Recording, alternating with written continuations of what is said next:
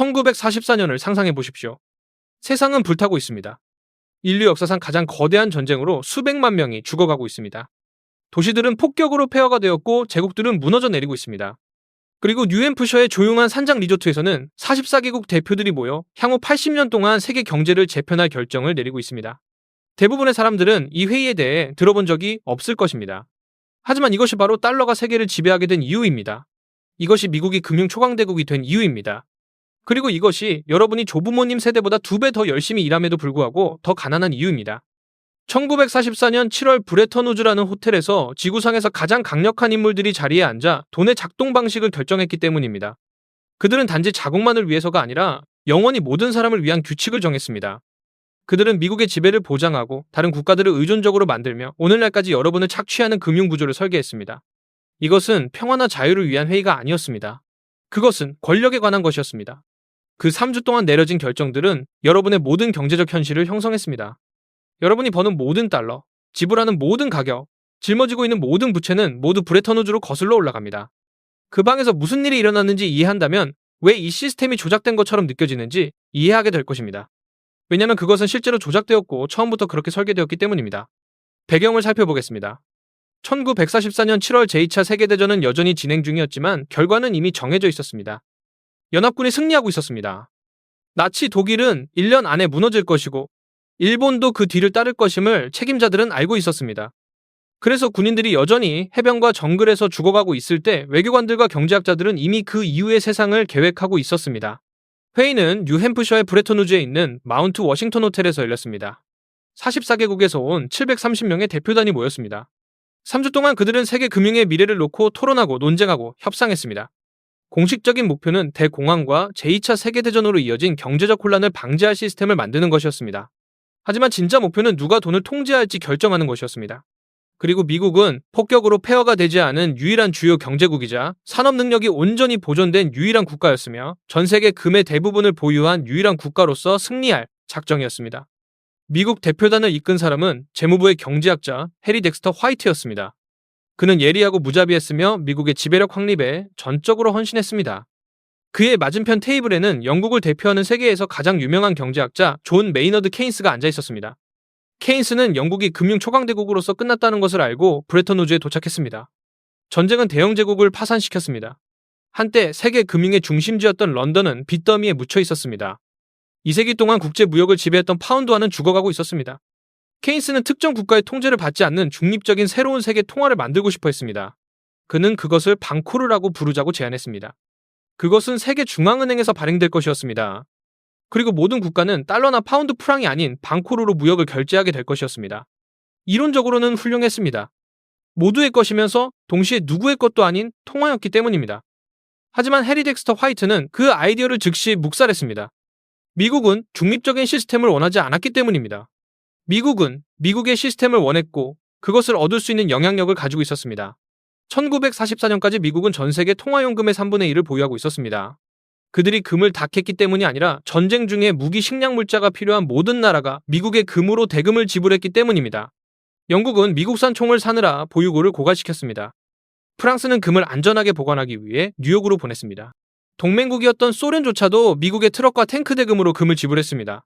금은 서쪽으로 흘러들었고 맨해튼 지하 금고와 포트 녹스 내부에 쌓였습니다.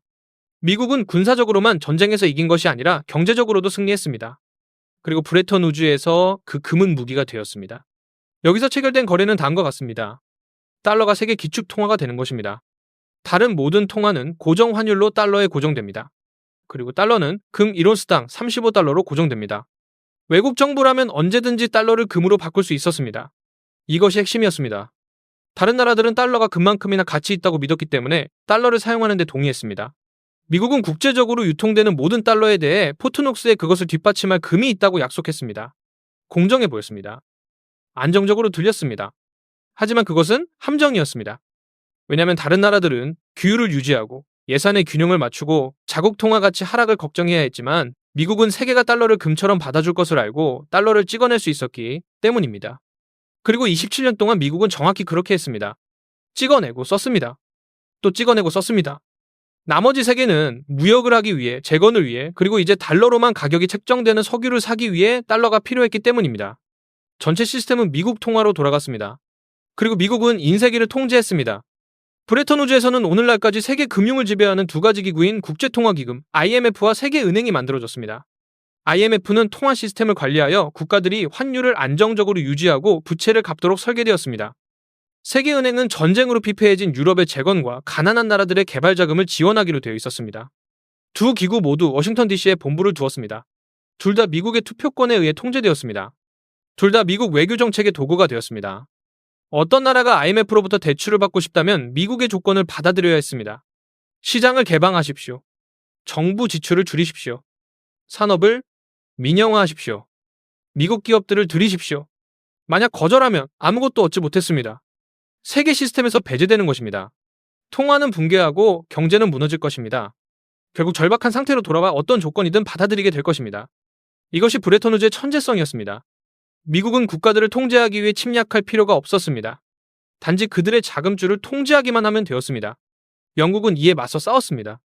케인스는 더 균형 잡힌 시스템을 위해 열정적으로 주장했습니다. 하지만 영국은 지렛대가 없었습니다. 전쟁은 영국의 경제를 파괴했습니다.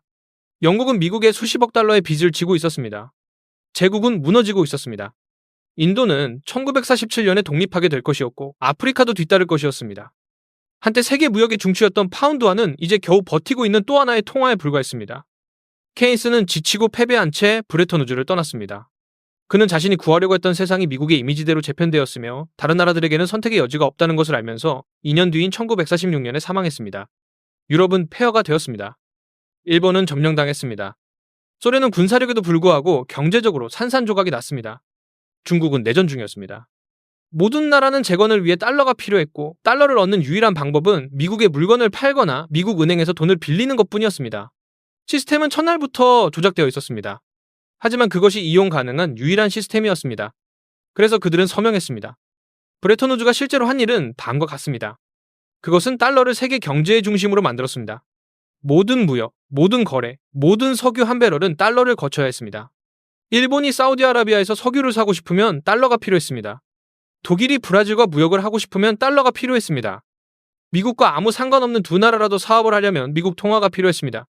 이것은 달러에 대한 끝없는 전 세계적 수요를 창출했습니다. 그리고 달러를 찍어낼 수 있는 유일한 나라인 미국은 전 세계의 은행가가 되었습니다. 하지만 문제가 있었습니다. 세계가 기능할 수 있을 만큼 충분한 달러를 공급하기 위해 미국은 무역 적자를 봐야 했습니다. 수출하는 것보다 더 많이 수입해야 했습니다. 달러를 해외로 보내야 했습니다. 그리고 그것은 미국의 일자리, 미국의 공장, 미국의 산업이 결국 해외로 나가야 한다는 것을 의미했습니다. 기축통화국이 되면 경제는 국가의 번영이 아니라 세계의 안정을 위한 도구가 되기 때문입니다. 브레턴우즈의 경제학자들은 이것을 이해했습니다. 이것을 1959년에 설명한 경제학자 로버트 트리핀의 이름을 따서 트리핀 딜레마라고 부릅니다. 세계의 달러를 공급하기 위해 미국은 적자를 봐야 합니다. 하지만 영원히 적자를 보는 것은 달러에 대한 신뢰를 약화시킵니다. 이것은 불가능한 모순이며 결국 시스템을 무너뜨릴 것입니다. 하지만 1944년에는 그 어떤 것도 중요하지 않았습니다. 미국은 정상에 있었습니다. 세계는 달러가 필요했습니다. 그리고 포트녹스의 금은 그 달러의 가치가 유지될 것임을 보장했습니다. 한동안은 훌륭하게 작동했습니다. 유럽은 재건되었습니다. 일본도 재건되었습니다. 국제무역은 폭발적으로 증가했습니다. 세계 경제는 현대 역사상 가장 긴 호황기에 접어들었습니다. 그리고 미국은 모든 거래가 달러를 사용했기 때문에 모든 거래에서 이익을 얻었습니다. 미국 은행들은 전 세계에 자금을 댔습니다. 미국 기업들은 모든 시장으로 확장했습니다. 미국의 문화, 미국의 제품, 미국의 힘은 어디로든 퍼져나갔습니다. 이것은 미국의 세기였습니다. 그리고 그것은 브레턴우즈에서 놓인 토대 위에 세워졌습니다. 하지만 그 시스템에는 치명적인 결함이 있었습니다. 미국은 보유한 금보다 더 많은 달러를 계속 찍어냈습니다. 1944년에는 그 비율이 견고했습니다. 1960년대에 이르러서는 그것이 거짓말이 되어가고 있었고 세계는 이를 눈치채기 시작했습니다. 프랑스가 가장 먼저 이 허세를 지적했습니다. 프랑스 대통령 샤를 드골은 수치를 보고 미국이 속임수를 쓰고 있다는 것을 깨달았습니다. 미국은 베트남 전쟁과 사회 프로그램 그리고 전 세계 미군 기지에 막대한 금액을 쓰고 있었고 달러를 찍어내어 그 비용을 충당하고 있었습니다. 하지만 그 달러들은 금으로 뒷받침되어야 했지만 금은 거기에 없었습니다. 1965년 드골은 프랑스 은행에 달러를 금으로 바꾸기 시작하라고 명령했습니다. 그는 대서양을 건너 배를 보내 파리로 금을 가져왔습니다. 다른 나라들도 이를 지켜보다가 똑같이 하기 시작했습니다. 독일, 스위스, 네덜란드 모두가 달러에 대한 금을 요구했습니다. 금은 포트녹스를 떠나고 있었습니다. 그리고 미국은 선택에 직면했습니다. 없는 돈을 쓰는 것을 멈추거나 브레톤우즈에서 한 약속을 어기거나 둘 중 하나였습니다. 1971년 8월 15일 리처드 닉슨 대통령은 결단을 내렸습니다. 그는 미국이 더 이상 달러를 금으로 교환해주지 않겠다고 발표했습니다. 금태환 창구가 닫힌 것입니다. 브레턴우즈 체제는 죽었습니다. 그리고 달러는 정부의 말 외에는 아무것도 뒷받침되지 않는 순수한 법정화폐가 되었습니다. 이것이 모든 것이 바뀐 순간이었습니다. 27년 동안 달러는 금으로 뒷받침되었기 때문에 금만큼이나 좋은 것이었습니다. 1971년 이후에는 아무것도 뒷받침되지 않았습니다. 오직 신뢰뿐이었습니다.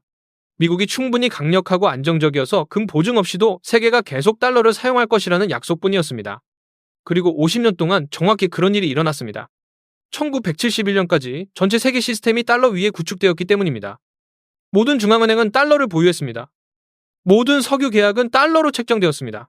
모든 국제대출은 달러로 표시되었습니다. 달러를 버린다는 것은 세계 무역의 전체 구조를 버리는 것을 의미했습니다. 그래서 세계는 금이 사라진 후에도, 약속이 깨진 후에도 그 시스템에 갇혀 있었습니다. 하지만 여러분에게 일어난 일은 이렇습니다. 금의 뒷받침이 없으니 정부는 무제한으로 돈을 찍어낼 수 있었습니다. 그리고 실제로 그렇게 했습니다. 인플레이션이 폭발했습니다. 1970년대에 물가는 2배가 되었습니다. 저축은 파괴되었습니다. 임금은 정체되었습니다. 그리고 달러의 구매력은 오늘날까지 계속되는 죽음의 소용돌이에 진입했습니다. 여러분의 할아버지는 1960년에 2만 달러의 집을 샀습니다. 오늘날 같은 집은 40만 달러입니다. 집이 더 좋아졌을까요? 아닙니다. 여러분의 월급이 그 비율만큼 올랐을까요? 아닙니다. 달러가 가치 없게 된 것뿐입니다.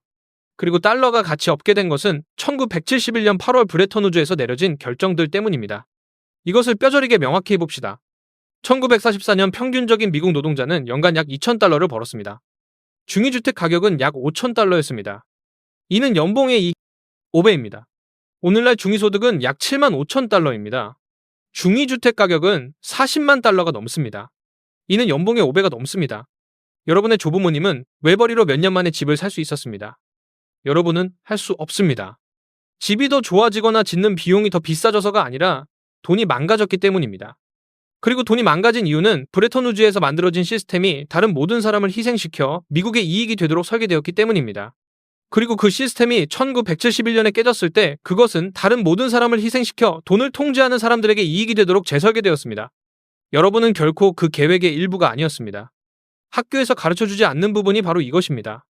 브레턴우즈는 평범한 사람들을 위한 안정이나 번영을 만드는 것이 아니었습니다. 그것은 통제에 관한 것이었습니다. 무역의 통제, 통화의 통제, 경제의 통제 말입니다. 1944년 그 방에 있던 사람들은 선출직이 아니었습니다.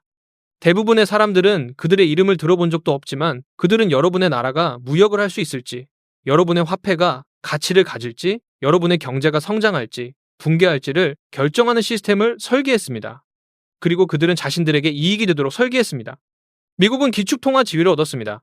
월스트리트는 세계의 자금을 댈 수 있었습니다. 그리고 다른 모든 사람들은 의존성을 얻었습니다. 1971년 시스템이 마침내 깨졌을 때 더 나은 것으로 대체되지 않았습니다. 더 나쁜 것으로 대체되었습니다. 순수한 법정화폐 금의 뒷받침도 규율도 한계도 없는 그저 끝없는 인세와 끝없는 인플레이션 뿐이었습니다. 노동자로부터 자산 보유자로의 끝없는 부의 이전입니다. 오늘날 우리는 브레턴우즈의 마지막 단계에 살고 있습니다. 달러는 여전히 기축통화이지만 그 지배력은 약해지고 있습니다.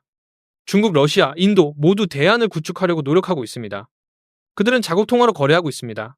그들은 수천 톤의 금을 사들이고 있습니다. 그들은 달러를 우회하는 결제 시스템을 만들고 있습니다.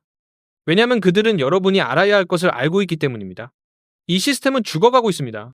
갚을 수 없는 부채에 기반하고 있기 때문에 죽어가고 있습니다. 신뢰가 깨지고 있기 때문에 죽어가고 있습니다. 수학적으로 더 이상 계산이 맞지 않기 때문에 죽어가고 있습니다. 그리고 마침내 붕괴할 때 가장 큰 고통을 겪을 사람들은 종이, 즉 빚더미에 빠진 정부의 약속 외에는 아무것도 뒷받침되지 않는 달러 채권 은행 계좌를 들고 있는 사람들입니다. 살아남을 사람들은 금, 토지, 자원 기술과 같은 실물을 가진 사람들입니다. 종이 시스템이 실패할 때, 그리고 반드시 실패할 것이기에 현실만이 중요하기 때문입니다. 역사는 우리에게 이 패턴을 반복해서 보여줍니다. 브레턴우즈는 금 위에 지어진 종이 제국을 만들었습니다.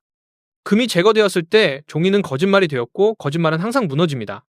유일한 질문은 언제냐는 것입니다. 그렇다면 여기서 무엇을 얻어야 할까요? 첫째, 여러분이 살고 있는 시스템은 1944년, 이미 오래전에 죽은 사람들이 더 이상 존재하지 않는 세상에서 여러분이 겪지도 않은 문제를 해결하기 위해 설계했으며 그것을 통제하는 사람들에게 이익이 되기 때문에 유지되고 있다는 것을 이해하십시오. 둘째, 또는 여러분이 생각하는 것과 다르다는 것을 인식하십시오. 돈은 가치가 아닙니다. 가치에 대한 청구권입니다. 그리고 그 청구권은 책임자들이 편리하다고 결정할 때마다 인플레이션으로 사라지거나 가치가 떨어지거나 완전히 지워질 수 있습니다. 셋째, 다음 리셋을 준비하십시오. 그것이 오고 있기 때문입니다. 부채는 지속 불가능합니다. 인플레이션은 가속화되고 있습니다. 신뢰는 깨지고 있습니다. 그리고 달러가 기축통화 지위를 잃을 때 브레턴 우즈에서 설계된 시스템이 마침내 죽을 때 종이를 들고 있고 싶지는 않을 것입니다. 넷째, 스스로 공부하십시오. 브레턴 우즈에 대해 읽으십시오. 법정화폐에 대해 읽으십시오. 종이 돈이 죽을 때 무슨 일이 일어나는지 읽으십시오. 이전에도 여러 번 일어났던 일이며 그것이 오는 것을 보는 사람들만이 살아남기 때문입니다. 역사는 반복되지 않지만 그 패턴은 명백합니다. 1944년 세계 지도자들은 모여서 여러분의 돈이 어떻게 작동할지 결정했습니다. 그들은 미국을 부유하게 하고 다른 모든 사람을 빈곤하게 만드는 시스템을 선택했습니다. 1971년 그 시스템이 깨졌고 그들은 그것을 고치는 대신 더 악화시켰습니다. 그리고 80년이 지난 지금 여러분은 그 결과와 함께 살고 있습니다. 여러분은 집을 살 수 없습니다. 은퇴할 수 없습니다.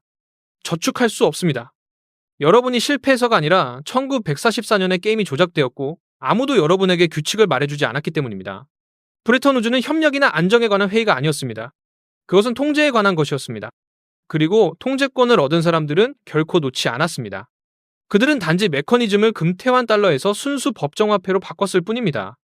고정 환율에서 변동의 혼란으로 규율에서 끝없는 인쇄로 말입니다. 그리고 그 모든 과정을 통해 여러분은 이것이 정상이라고 들었습니다. 이것이 돈이 작동하는 방식이라고 말입니다. 하지만 그렇지 않습니다. 이것은 도둑질이 작동하는 방식입니다. 이 내용이 새로운 관점을 주었다면 경제 블랙박스 채널을 구독해 주십시오. 역사는 해답을 알고 있습니다.